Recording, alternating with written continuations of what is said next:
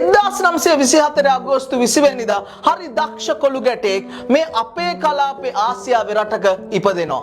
මේ කොල්ලා පොඩි කාලේ ඉඳන්ම හරිම කැමති අලුත් එක්ස්පෙරිමන්ට් කරන්න. පොඩි කාලේ පැරෂුට් එකක් දැකලා අන්න ඒක එක්ස්පෙරිමන්ට් කරන්න ගෙදර තිබ්බ කුඩ ටිකක් අරන් දෙවෙනි තට්ටුවෙන් පල්ලෙහාට පැනලා තාත්තගෙන් හොඳටම ගුටි කනවා. හැබැයි කොච්චර ගුටි කෑවත් අලුත් දේවල් හදන්න තියෙන ආසාව මේ කොල්ලගෙන් යන්නේ නැහැ. ඊට පස්සේ එයා දකිනවා එයාගේ රටේ මිනිස්සු ගොඩාක් දුක් විඳිනවා ගොවිතැන් කරන්න. මෙයාට හිතෙනවා මේකට මම මොකක් හරි කරන්න ඕන කියලා. මේකට මෙයා එක්ස්පෙරිමන්ට් කරලා හොයා ගන්නවා රෝද දෙකේ අත්‍රැක්ටරයක් 1955 දී. එයා යනවා බලධාරීන් ගාවට එයාගේ රටේ. අයියෝ මේක වැඩක් නෑ කියලා රිජෙක්ට් කරනවා. ඊට පස්සේ එයා යනවා මැනුෆැක්චරර්ස්ලා ළඟට එයාගේ රටේ. ඒගොල්ලොත් කියනවා අයියෝ මේකට මාකට් එකක් නෑ. මේකට නම් ඩිමාන්ඩ් එකක් නෑ කියලා. මේ කොල්ලා වැඩේ අතාරින්නේ නෑ. එයාගේ රෝද දෙකේ අත්‍රැක්ටරේ වීඩියෝ එකක් අරගෙන එයා ආපහු යනවා UK වලට. නොටින්හම් වල තිබ්බ ෆැක්ටරි එකට ගිහිල්ලා එයා මේ වීඩියෝ එක පෙන්නනවා. ඒගොල්ලෝ කියනවා මේක ශාමරු ලෝකෙටම අපි හදමු කියලා.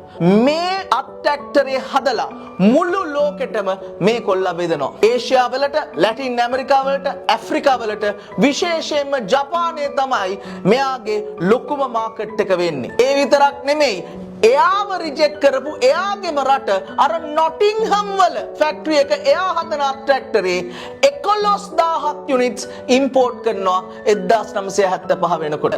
මේ රෝද දෙකේ අත්‍රැක්ටරේ හදපු ෆැක්ටරියේ නම ලෑන්ඩ්මාස්ටර්. මේ කොල්ලගේ නම ෆිලිප් රේවත විජේවර්ධන. අපි කියන්නේ රේ විජේවර්ධන කියලා. එයාගේ රට වෙන මොකක්වත් නෙමෙයි අපේ රට ශ්‍රී ලංකාව.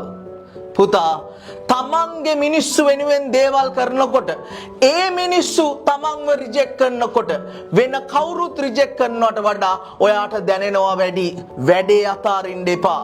තමන්ගේ මිනිස්සු රිජෙක්ට් කළත් කවදා හරි දවසක හිතාගන්න මම ලෝකයේ අප්පුඩි ගහන්න පුළුවන් පුතෙක් වෙනවා කියලා. එදාට තමයි පුතා ඔයා දිනන්නේ.